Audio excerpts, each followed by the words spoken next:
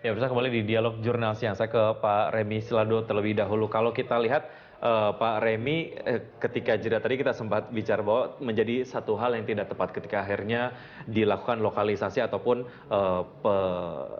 pengumpulan ondel-ondel di sebuah ruangan karena asalnya ondel-ondel memang dipertontonkan di jalan gitu ya. Anda melihat kebijakan ini seperti apa nantinya? Ya, masalahnya sekarang di satu pihak kita berbicara tentang melestarikan tradisi, di satu pihak kita berbicara juga tentang larangan tadi gitu itu kan.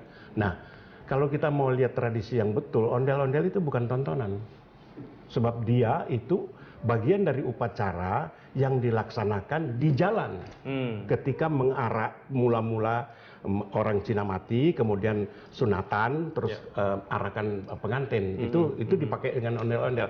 Memang lebih besar ondel-ondel seperti yang kita kenal sekarang suka tiap malam ada di Jalan Cikini Raya atau di Rawamangun itu, seperti itu. Tapi ada model juga ondel-ondel yang lain misalnya yang hanya ada di situ Pagar Areng namanya itu barong seropot, barong mengok namanya. Nah, kita harus tahu dulu masyarakat Betawi ini itu terdiri dari berbagai macam pitarak gitu ya.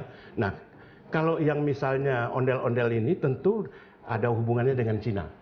Tetapi seni Betawi yang lain misalnya di selatan itu ada ketimpring. Ketimpring di selatan, rebana di selatan berbeda dengan rebana di Paseban misalnya.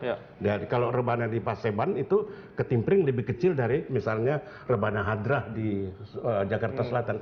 Itu beda-beda semuanya. Tetapi kalau kita lihat yang pengaruh Cina, itu yang ada di ondel-ondel sebagai suatu upacara di luar kesenian yang memang betul-betul Cina, yaitu lenong. Terkait dengan peraturan tadi, adanya pembatasan wilayah, sejauh mana ini akhirnya? Agak sulit itu oleh karena satu, memang seperti saya bilang tadi, kesenian dalam tanda petik gitu ya, ini memang dilaksanakan di jalan. Tapi kalau sekarang berbicara tentang pembinaan, nah sebelum ada larangan, bikin dulu tempat. Supaya mereka bisa dengan tetap bermain di situ. Kalau ini kemudian menjadi permainan yang ditonton gitu. Gitu. Ya, Pak Tamrin, sejauh mana ini akhirnya menimbulkan kekhawatiran sebetulnya di kalangan masyarakat Betawi sendiri bahwa kebebasan berbudaya sepertinya dibatasi. Anda melihat ini apa tidak? Enggak, kalau dengan upaya sosialisasi yang cukup baik, saya kira bisa diberikan pengertian bahwa pemerintah DKI tahu bahwa ini adalah suatu kesenian yang biasanya diperagakan dalam prosesi di jalanan. Dan menghormati itu, tapi untuk jalan-jalan tertentu, untuk daerah tertentu nggak bisa, dan kemudian disalurkan. Nah itu kan bisa bikin semacam zoning budaya gitu kan. Kan tadi Pak Remi bilang bahwa ada beberapa perbedaan. Nah sehingga kalau ketentuan itu diberlakukan dengan spesifikasi untuk satu zone tertentu di Jakarta ini dengan kegiatan tertentu, saya kira nggak apa-apa. Tapi prinsipnya itu sediakan dulu alternatif sebelum melarang. Itu prinsipnya. Alasan saja menggunakan atribut seni untuk mengamen atau mencari uang. Anda melihat ini seperti apa, Pak Remi? Tadi kita quote pada hakikatnya semua pertunjukan seni itu mencari nafkah. Nggak ada bedanya. Apa bedanya yang main di jalan dengan yang di hotel berbintang? Apa bedanya pemerintah yang mempromosi kesenian tradisional kita ke luar negeri dari tahun ke tahun itu terus? Makanya pernah satu ketika ada seorang ahli dari Jerman diundang sama pusat bahasa untuk berbicara kenapa kok kasih kesenian yang mengulang-ulang terus seperti ini gitu. Nah dari tahun ke tahun yang kita kirim juga seperti itu, jadi orang juga sudah hafal. Nah, jadi kalau sekarang berbicara tentang pembinaan, bagaimana mencari dan menemukan sesuatu yang berangkat dari tradisi tetapi menjadi sesuatu yang baru. Anda melihat bagaimana kemudian masyarakat akhirnya mengeksploitasi budaya ini menjadi satu mata pencarian. Apakah ini juga sebetulnya menjadi satu hal yang baik secara sisi sosial sebetulnya, Pak? Dalam setiap kegiatan kesenian, apalagi kalau ada performance, itu kan ada biaya yang tersangkut di situ untuk biaya dasar saja.